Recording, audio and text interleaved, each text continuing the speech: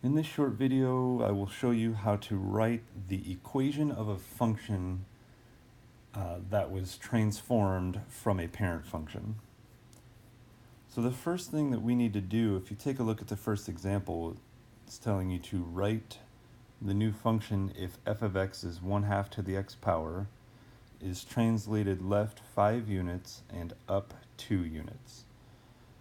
So the first thing we need to do is make sure we have that part of the parent function listed down here. So f of x will equal 1/2 to the x power.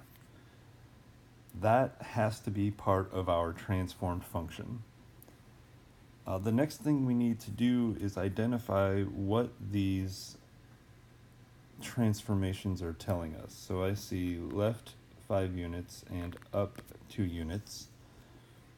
And if something moves in math world on a coordinate plane, if something moves left and right, we call that a horizontal movement or horizontal translation.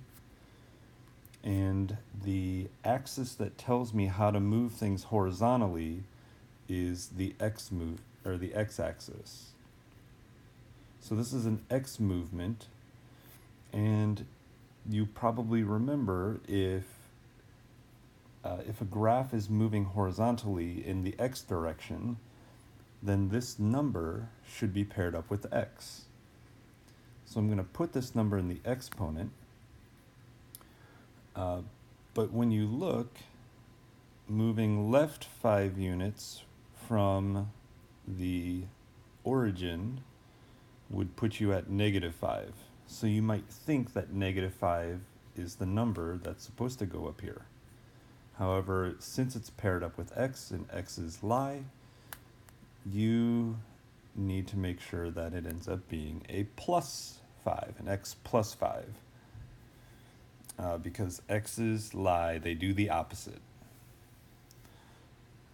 So this other number over here, up 2 units, this is a vertical movement, which tells me it is a y movement, and y's act normally.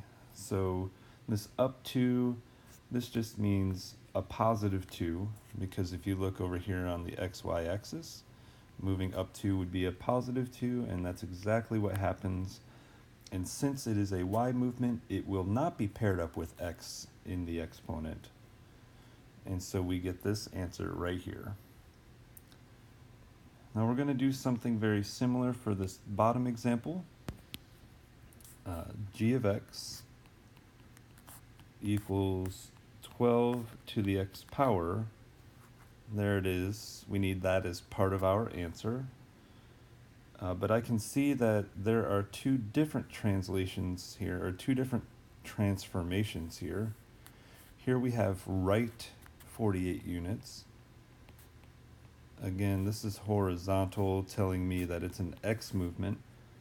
But moving to the right 48 units would put me at a +48.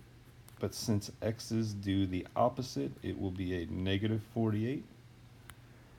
And then creeping in here in the middle, I've got this reflected over the x-axis just kind of hanging out.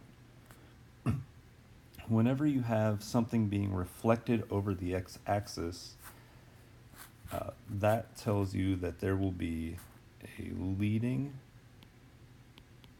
negative. So I'm just going to put that negative in front of the base. So our transformed function would be -12 to the x minus 48 power. Now, one other thing that you can figure out from these functions is where the new horizontal asymptote will be.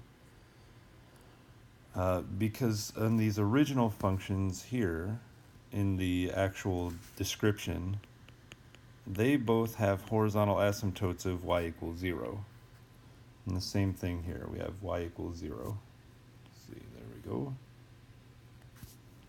So the horizontal asymptote is y equals 0.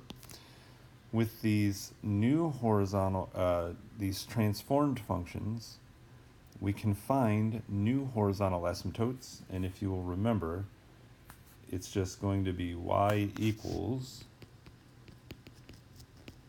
that number that is out back. So we have a new horizontal asymptote for this transformed function of y equals 2, and a new horizontal asymptote of this transformed function is y equals 0. There's no number being added or subtracted out back, so the horizontal asymptote is still just y equals 0.